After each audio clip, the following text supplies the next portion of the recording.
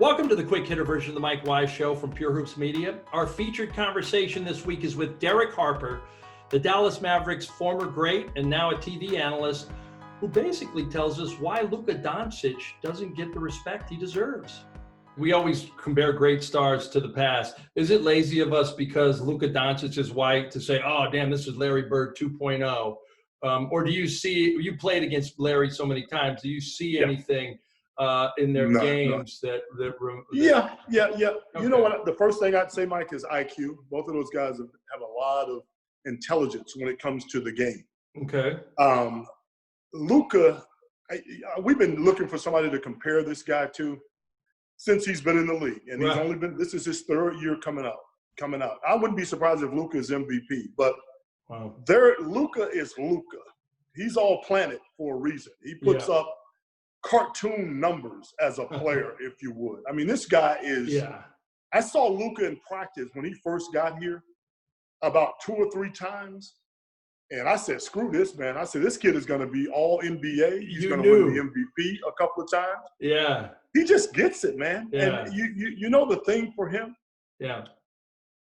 It's something about the end of the game where some guys show up and some guys don't.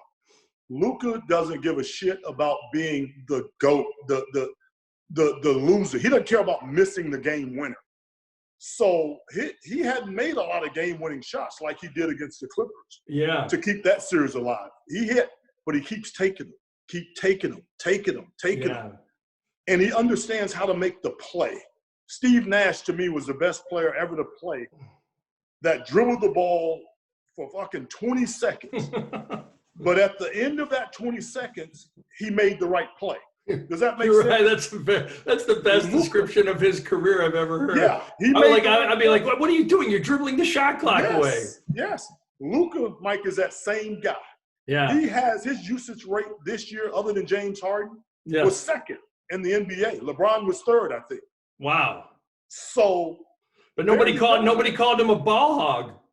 No, not on this team. Luka does what he wants to do, man. I mean, those guys, man, you don't even have. He's the shiz nizzle in Dallas. Yes. I guess the kids would say a long time ago. Yeah, he is definitely that. I mean, he's not afraid of the moment. Gonna have a great career, no question about it.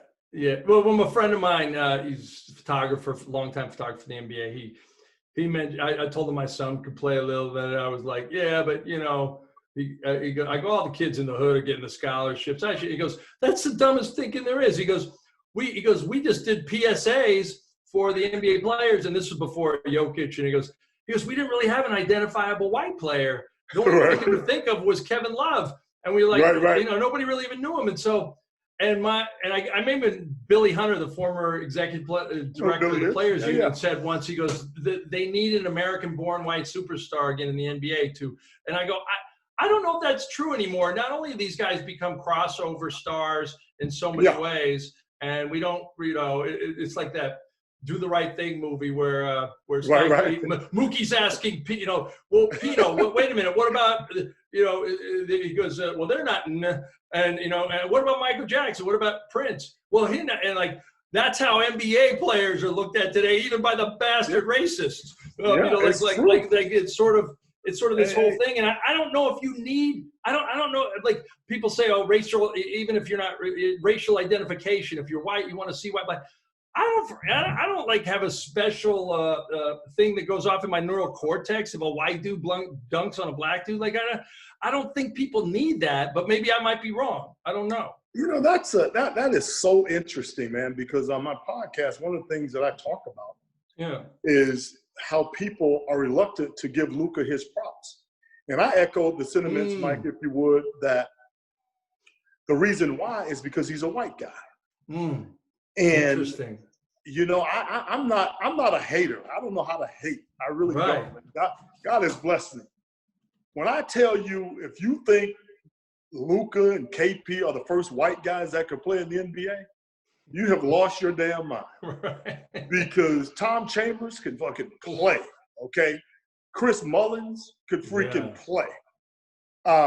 Larry Bird, I have seen Larry get 6-3 on Chicago and Atlanta. I've seen him wear Dominique out. So were you on the court that day that he hit that 3 against the Mavs? Yes, I was. Yeah, oh, yes, right. I was. I was with the Mavericks, no question about it. But my point is this, man. Basketball has, and thanks to the late David Stern, basketball has become a international sport. Yep. And I don't give a shit if you're black, yellow. My son used to tell me, I don't think the coach likes me. I says, man, listen, I don't give a shit if he likes you or not. If you can help him win, you're going to be on the damn court. So go work on your damn game. I don't care if you're white, yellow, Hispanic, African. I don't care, man. If you can play basketball, you can play basketball. People are going to recognize that, and you're going to have an equal opportunity to do what you do as a player. So I'm on your side on that. Yeah, I agree with you. I think the game is, when you talk about like this racial reckoning in America, I think the game is like the greatest. That exists, Mike. Let's be honest. That certainly exists. Oh yeah, but I think basketball brings that shit together. Exactly. That's exactly what I was going to say. I think basketball kind of comes right between the line when you start talking about equality. If you'd like to hear more from Derek Harper, check out the full version of the Mike Wise Show from Pure Hoops Media. You can also see the video version of the Mike Wise Quick Hitter on the Pure Hoops Media YouTube channel.